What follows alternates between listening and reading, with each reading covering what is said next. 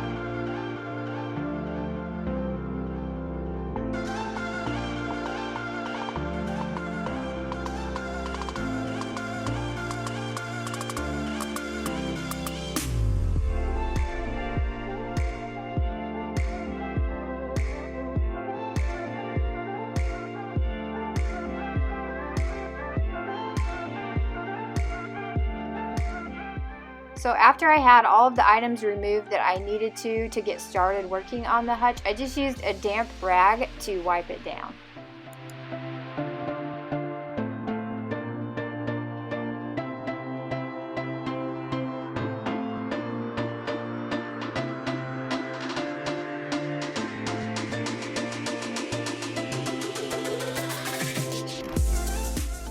So the next thing that I did was get a piece of sandpaper and start by lightly sanding the surface of the wood. But the more I looked at it, I wasn't really sure this was completely necessary on this particular piece of furniture. It's something I would normally do on furniture, but it didn't really have that sheen or glossy finish to it. So I wasn't really sure it was necessary. So I decided to use some paint and test a portion of the Hutch to see if it was really needed. I knew I was going to have to do it on the bottom part of the Hutch, at least for the top. And so I did end up sanding that, but actually the paint worked really well and I didn't really have to sand this piece much at all. So I was really pleased with that. However, this project still took a lot of time to get finished.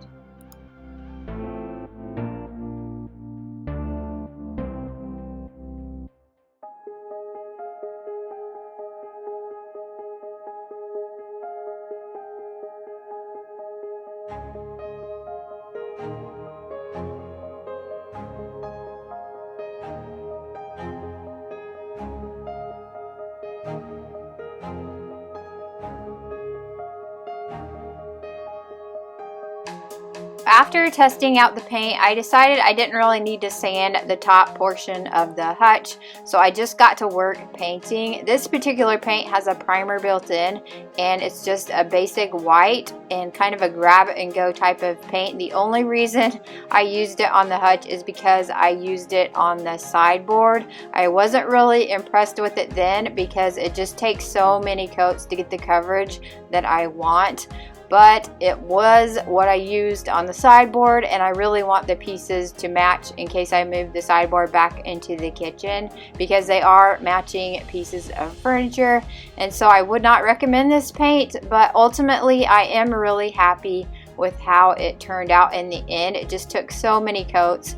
It was just a lot of work to get it where I wanted.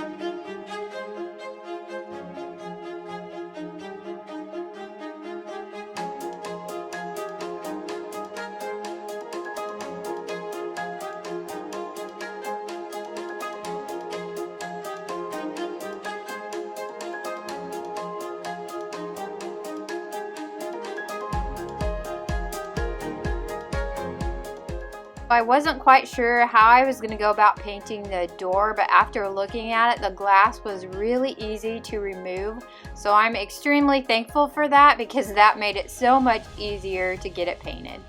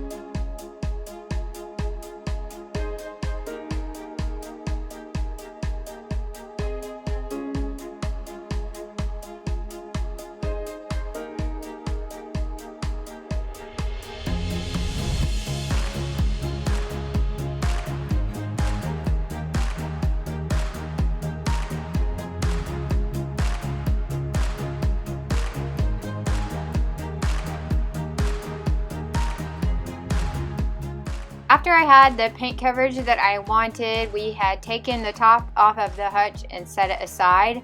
I sanded down the top of the bottom part of the hutch, and then I just used a damp rag to wipe off all of the dust.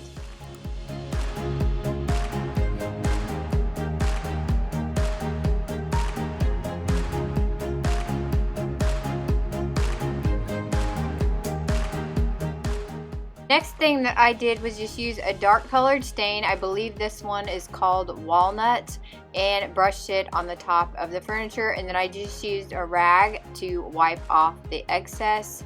And the coverage just wasn't as dark as I wanted, so I ended up using some black paint as well, and I just did it the same way. I brushed it on and wiped it off.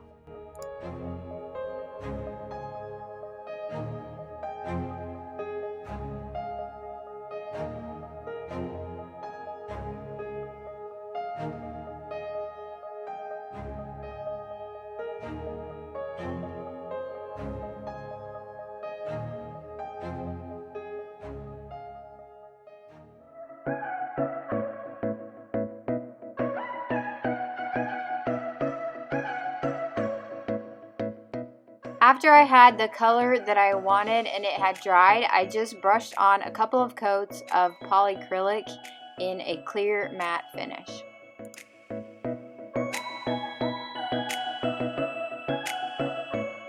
And as you can see, I started distressing the hutch as well. I just used some sandpaper, went around different areas of the hutch, roughing it up a little bit to let some of the wood color show through. I just really like that look. I like the distressed kind of rustic feel it gives. And also it helps if the paint ever gets chipped in any area, it will look like it belongs. So it's kind of a win-win in my book, and it's exactly what I did to the sideboard. And like I said, I did want them to match, and I absolutely am loving how it turned out.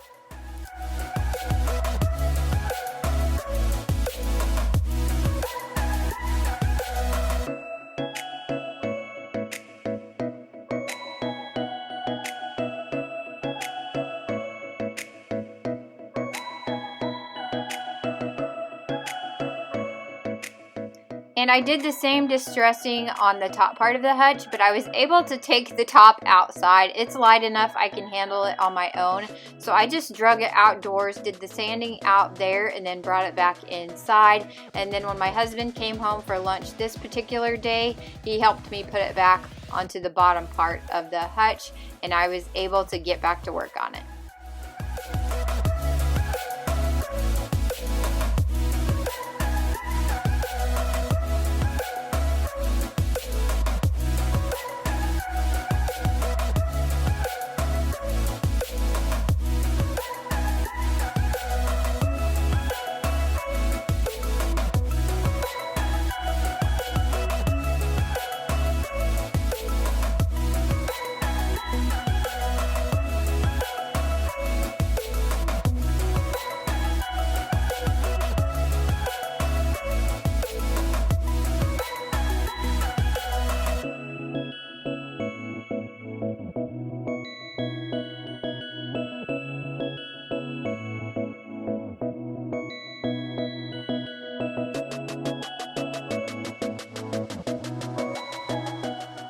to another day yet again. I got my order for this faux barnwood peel and stick wallpaper. You've probably seen me use this in projects before, and I will have it linked in the description below if you'd like to check it out further. It's from Amazon and it's very inexpensive. So I'm just going to cut it to the size that I need and place it into the back of the hutch. I had actually used some scrap pieces and kind of tucked them in the different areas, stood back and looked at it to make sure I was going to like this look, and I really did. So that's what I'm going to do next. I'm just going to cut it down to size and place it in the back of the hutch, and then we'll take a look at how it turns out.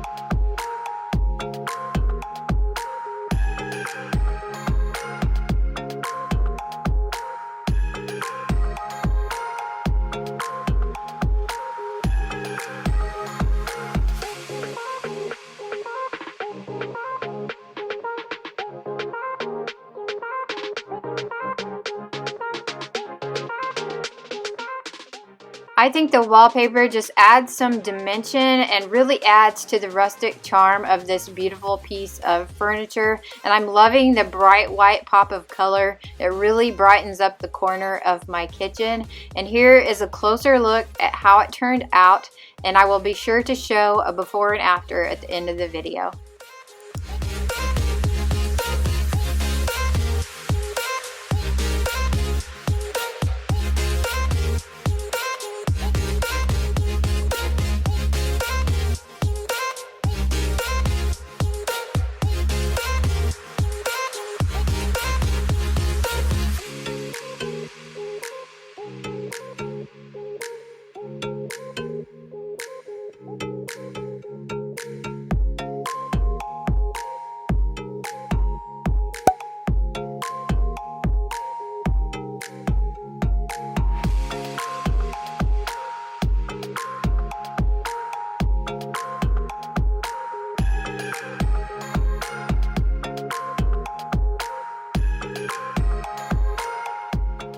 Here is a look with my dishes and the items I wanted to display, and I am so happy with how it turned out. I'm really impressed with how much it brightens up this side of my kitchen. I guess I wasn't really expecting that, so it's kind of a bonus, but I'm so glad I finally tackled this project and can call it done.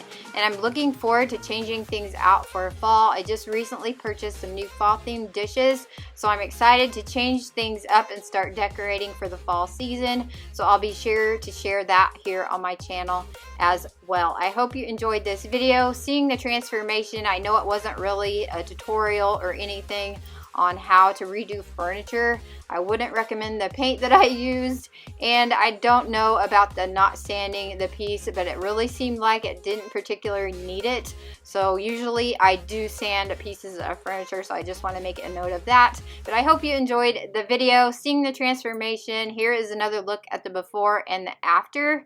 And if you did enjoy it, please give it a thumbs up or like a comment to let me know. I'd really appreciate it. And if you're new here, I would love it if you hit subscribe and hung around. I hope you enjoyed the video, and thanks for watching.